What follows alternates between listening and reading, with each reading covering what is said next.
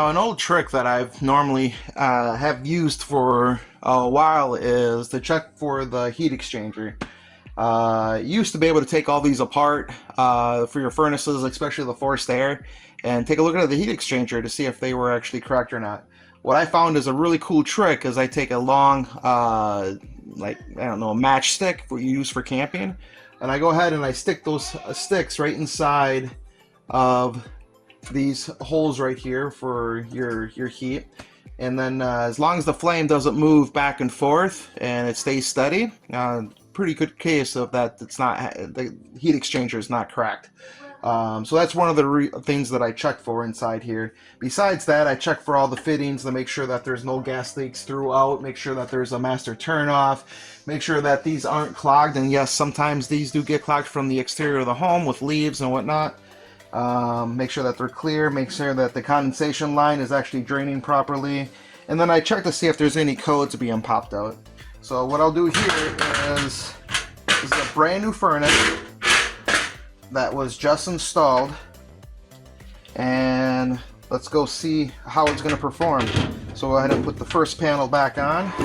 So now that I have the bottom panel on, I'm checking to see the fan. I already pulled out the filter. The filter is actually pretty clean, but the things that a lot of home inspectors I feel that don't really check is make sure that the blower and the blower fan is actually clean, which in this unit it is clean. I'm checking to see if the pilot, if it's glowing, and then I'm looking for combustibles once they actually start with the regulator here, start to put the flame through, to see if it's a nice blue flame.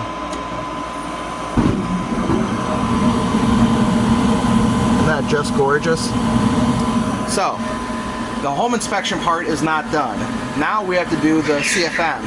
Considering this is a brand new furnace that was just put in by a qualified HVAC installer, now let's go check to see the ducts and see the CFMs and see if they're actually blowing to the square footage of the home to make sure that the furnace is actually compromisable for the living space inside the home. We're going to measure the CFMs. So I'm going to go ahead and turn this unit on. And the duct's right up here. So if you could see it, I'm going to go ahead and put my fan right to it. And you can see the CFMs are actually not that bad. Considering, put the light on. There, now can you see it? It's actually blowing very good. So that's not my problem. Now here's my other duct. She's blowing. And it's not even close to being accurate. So if you can see, it's barely blowing, and that's a duct that's coming in from the main, coming into one of the bedrooms. Now I did check the other bedrooms and they're actually about the same as what this is blowing. So I'll go ahead and put my meter up to it again.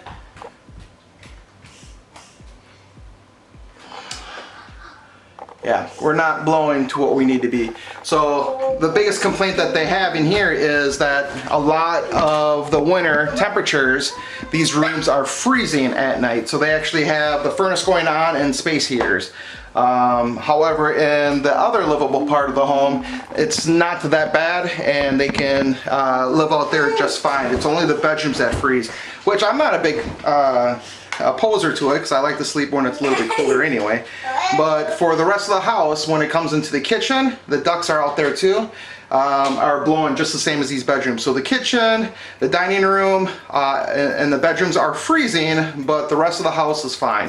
So therefore I might as well put that into the report and let the homeowners know that they have inefficient ductwork inside of these spaces, and this is probably the reason why, besides checking around the windows, and they're sealed pretty good, that the reason why these windows or this room is cold, or the rest of the rooms are cold, is not because of the windows, and that's what they thought. It's because their furnace isn't providing the proper CFMs to blow into the square footage into the rest of the home. So it's probably being installed between the main duct and to the bedroom, and why it's not blowing proper heat in here.